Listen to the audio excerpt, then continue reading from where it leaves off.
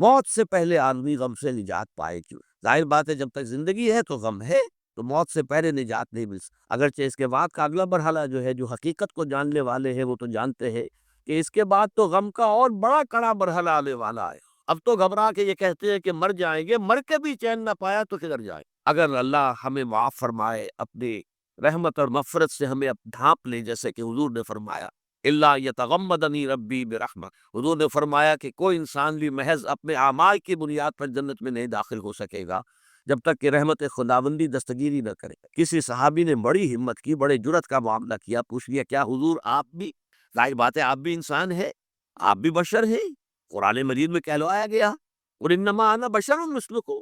تو اگر آپ کہتے ہیں کوئی انسان جنت میں داخل نہیں ہو سکے گا محض اپنے اعمال کی بنیاد پر جب تک کہ رحمت خداوندی دستگیری نہ کرے، تو کیا آپ بھی اس قاعدہ کلیہ میں شامل ہے؟ آپ نے فرمایا ہاں میں بھی، اللہ یتغمدنی ربی برحمتہ، جب تک کہ میرا رب مجھے اپنی رحمت سے ڈھانپ نہیں لے گا میں بھی جنت میں داخل نہیں ہوں۔ تو اس اعتبار سے اللہ تعالیٰ وہاں ہمیں بچا لے، لیکن جو وہاں نہیں بچایا گیا، اب ظاہر بات ہے کہ اس کے لیے جو مصیبت ہے وہ تو پھر دائمی ہے، ابدی ہے، دکھ ہی دکھ۔ میں اس کی طرف زیادہ جانا نہیں چاہتا اس وقت، اصل میں میرا موضوع جو ہے وہ اس دنیا میں دکھوں کا علاج۔ اب اس اعتبار سے غور کیجئے، دکھ دو قسم قرآن مجید پر جتنا میں نے غور کیا، دکھ ایک تو وہ ہے کہ جو ناگہانی طور پر آ جاتے، اس میں ہماری کسی غلطی کو دخل نہیں ہے، وہ کوئی آفت سماوی ہے، کوئی زلزلہ آ گیا ہے۔ ابھی آپ کو معلوم ہے بھوج جو قصبہ تھا گجرات اسٹیٹ کا، انڈیا کا پورا ختم ہو گیا، اس میں بہت سے مسلمان، جب کوئی آفت سماوی آتی ہے تو وہ ظاہر بات ہے کہ پھر سب کے سب لوگ اس کی لپیٹ میں آ جاتے ہیں۔ زلزلہ آ گیا ہے، کوئی اور طوفان آ جائے، جیسا کہ کئی مرتبہ آپ نے اخبارات میں پڑھا ہوگا، اس سال امریکہ میں بہت طوفان آئے ہیں، مشرقی ساحل پر بار بار طوفان آئے، وہاں بھی لوگ مرتے ہیں، وہاں بھی چھتیں اڑ جاتی ہیں، وہاں بھی تباہی جو ہے آتی ہے۔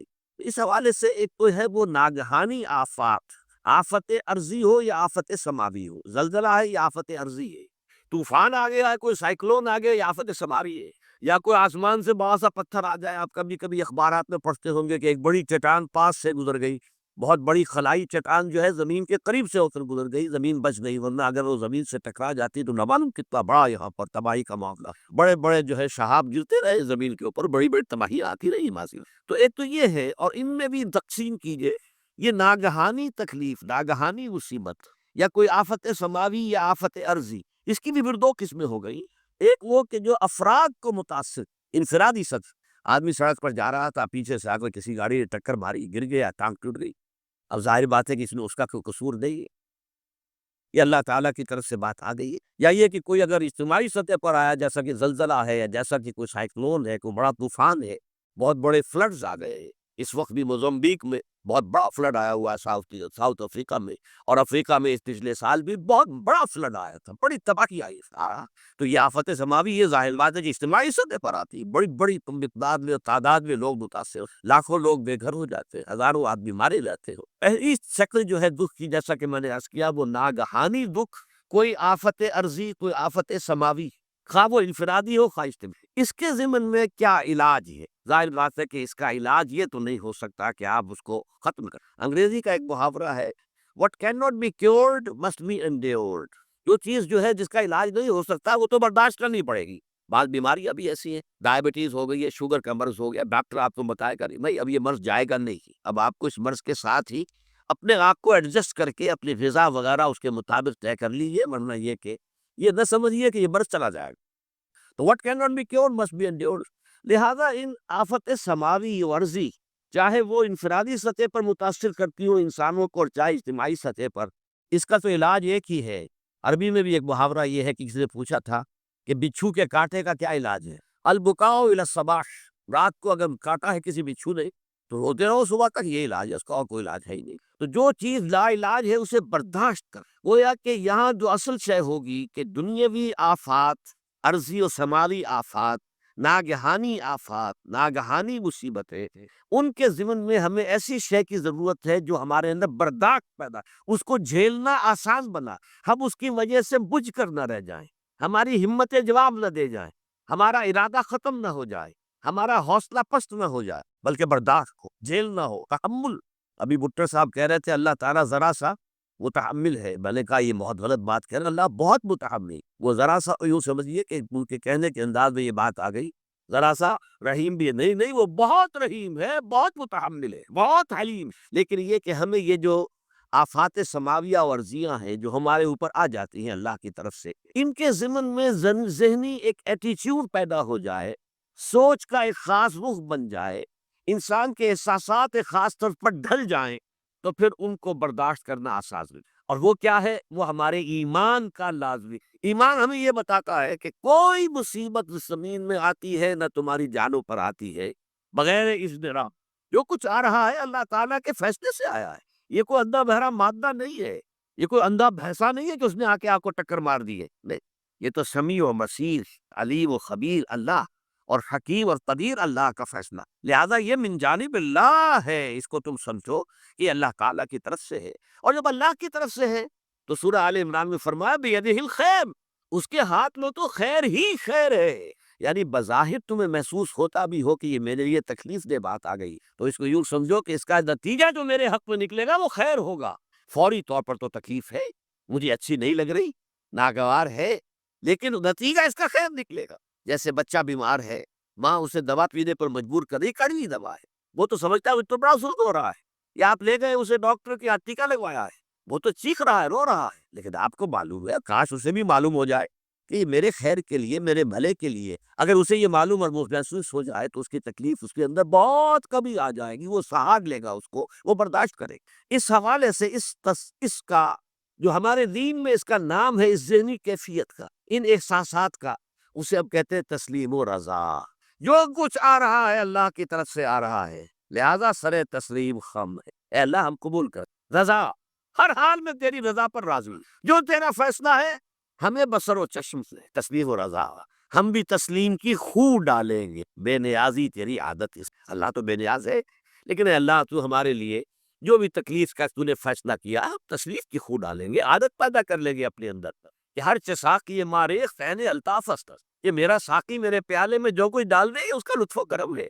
یہ مقام رضا ہے، یہ ایمان کا ایک ایسا تقاضا ہے کہ جس کو ہم کہیں گے ایمان کی حلاوت، ایمان کی مٹھاس. اگر آپ کا منہ کڑوا ہو جائے تو آپ چینی کھاتے ہیں تاکہ منہ کا ذائقہ ٹھیک ہو جائے. اگر تکالیف کی وجہ سے، دکھ کی وجہ سے آپ کے احساسات کے اندر کوئی خرابی پیدا ہو رہی ہے، یہ جو مقام رضا ہے، یہ اس کے لیے قند ہے، یہ اس کے لیے چینی ہے، یہ اس کے لیے شہد ہے، یہ اس کی تلخی کو ضائع کر دینے والی شیء ہے کہ اللہ تیری رضا پر راضی، راضی برضائے رب. اب اس کے ضمن میں سمجھیے، یہ تو اصولی بات میں نے آپ کو بتا دی. اس کی تین کیفیات ہو سکتی ہے کیوں اللہ کی طرف سے یہ چیزیں آتی ہیں. سب سے پہلی شے ہے، اب وہ جو آیات میں نے سنائی تھی وہ سن لیجیے پہلے ترجمہ. سورہ تغابن میں فرمایا ما صاب من مصیبت الا باذن اللہ. دیکھو کوئی مصیبت تم پر نہیں آ سکتی، نہیں آتی مگر اللہ کے اذن. ومن یؤمن باللہ، اور جو شخص اللہ پر ایمان رکھتا ہو، یہدی قلبہ، اللہ اس کے دل کو ہدایت دے دے، اس کے دل کو سکون عطا کر. وہ راضی برضائے رب ہو، اس میں شکوہ نہیں رہتا، اس میں شکایت نہیں ہو، اس میں تلخی نہیں ہو، کیوں ہو گیا، کیسے ہو گیا، کیوں ہو گیا، نہیں ہونا چاہیے، نہیں. یہ سارا جو پیچ آدمی کھاتا رہتا ہے نا اندر ہی اندر، وہ جو پیچ کھا رہا ہے، یہ سب پیچ نہیں جاتی. برو کشیب سے پیچا کہ ہست و بود مرا، چہا کے مقام رضا کشود مرا. یہ پیچ کھانا جو ہے، پیچا کے ہست و بود، اس سے اللہ تعالیٰ نے مجھے نجات دے دی ہے مقام رضا کے ذریعے سے. کتنے بڑے بڑے عقدے میرے حل ہو گئے اس مقام رضا سے. چہا کہ مقام رضا کشود میرا، میرے تو بہت سے عقدے اس سے حل ہو گئے. اس حوالے سے ایک موٹی بات تو یہ ہو گئی، لیکن اب اس کو تین حصوں میں تقسیم. پہلی بات یہ کہ یہ اللہ کی طرف سے آزمائش کے طور پر، آزمائش میرا بندہ اس پر صبر کرتا ہے یا نہیں، یا میرے خلاف بکواس کرنے پر آمادہ ہو. اللہ تو ایسا ہے، اللہ نے تو ہم پر کبھی کرم کیا ہی نہیں، اللہ تو ظالم، معاذ اللہ معاذ اللہ معاذ اللہ. کہیں ایسا تو نہیں، میرا بندہ جو ہے تکلیف کو جھیلتا ہے میری وجہ سے، یہ سمجھ کے کہ اللہ کی طرف سے آئی. یہ صبر جو ہے یہ بہت بڑی کامیابی ہے اگر انسان کو. اور اس صبر کے نتیجے میں دو اور باتیں پیدا ہوتی. یہ مضامین علیحدہ علیحدہ دروس کے اندر آتے رہے ہیں، لیکن آج ایک نئے عنوان کے تحت جمع ہو کر آ رہے ہیں. پہلی بات یہ ہوتی ہے کہ یہ امتحان کا نتیجہ کیا نکلتا ہے کہ آپ نے ایک امتحان پاس کیا تو آپ کے اگلے درجے میں ترقی ہو جائے. 5ویں کا امتحان پاس کر لیا نا، 6ٹھی میں جائیں گے. اب 6ٹھی کا امتحان پاس کریں گے تو 7ویں میں جائیں گے، 7ویں کا پاس کریں گے تو 8ویں.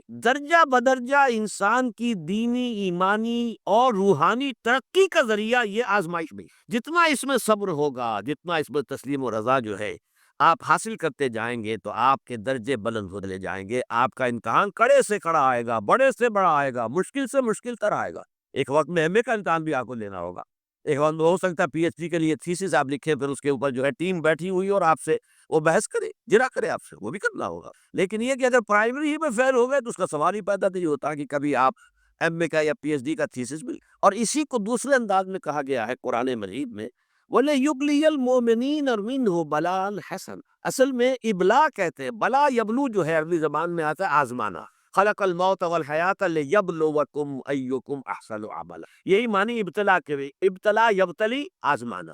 ابلا یبلی جو آتا ہے باب افعال سے، اس میں آتا ہے کسی کو کسی تکلیف میں ڈال کر اس کو نکھارنا، کہ اس کا جوہر نکھر جائے، اس کے اندر جو خیر ہے وہ اور چمک جائے، لوگوں کو بھی معلوم ہو جائے کہ یہ شخص اس مقام کا اہل ہے، اس کے اندر یہ صلاحیت ہے، اس میں یہ قوت موجود۔ تو یہ گویا کہ اہل ایمان کی صلاحیتوں کو نکھارنے کے لیے اور ان کے درجات کی ترقی کے لیے بھی اللہ تعالیٰ دنیا کے اندر یہ مصیبتیں اور امتحانات جو ہے آزمائش کے حوالے سے افراد پر بھی، اجتماعی طور پر بھی، اور ایک اس کا اور بھی ہے، اہل ایمان پر اس طرح کے ابتلاء و آزمائش کی ایک نوعیت اور بھی ہے، اور وہ یہ ہے کہ جو بھی آپ سے غیر ارادی طور پر، یا یہ کہ آپ نے کوئی گناہ ارادی طور پر بھی کر لیا، اللہ تعالیٰ اس کی سزا اسی دنیا میں لے کر آخرت کی سزا سے محفوظ کر دیتا ہے۔ گویا کہ اس سے بڑا خیر کیا ہوگا؟ یہاں کی سزا کیا ہے؟ جھیل لی آپ نے، بخار آ گیا، ٹانگ ٹوٹ گئی، چلیے 3 مہینے آپ بستر پر پڑے رہے نا، اور کیا ہوا؟ کچھ نہیں۔ لیکن یہ کہ آخرت کی سزا ملتی، بہت حسین، لہذا کفارہ بناتا ہے اللہ تعالیٰ ان جو بھی گناہ ہو گئے، غلطیاں ہو گئی ہے، ان کا کفارہ اللہ تعالیٰ بندہ مومن کے لیے۔ حضور کی ایک حدیث ہے، اس کا متن مجھے اس وقت یاد نہیں ہے، کہ مومن کا معاملہ عجیب ہے، اسے کوئی تکلیف پہنچتی ہے صبر کرتا ہے، وہ اس کے گناہوں کا کفارہ بن جاتا ہے، اور اگر کوئی خوبی ملتی ہے اس پر اللہ تعالیٰ کا شکر ادا کرتا ہے، اس کے درجات بلند ہو جاتے ہیں۔ تو یہ معاملہ جو ہے اللہ تعالیٰ کی طرف سے بندہ مومن کے حق میں خیر، کہ در حقیقت اس کے ان گناہوں کی پاداش کہ جو اس نے یہاں کر لی ہے، یہی دنیا میں دے کر دھو دیا جائے، پاک کر دیا جائے۔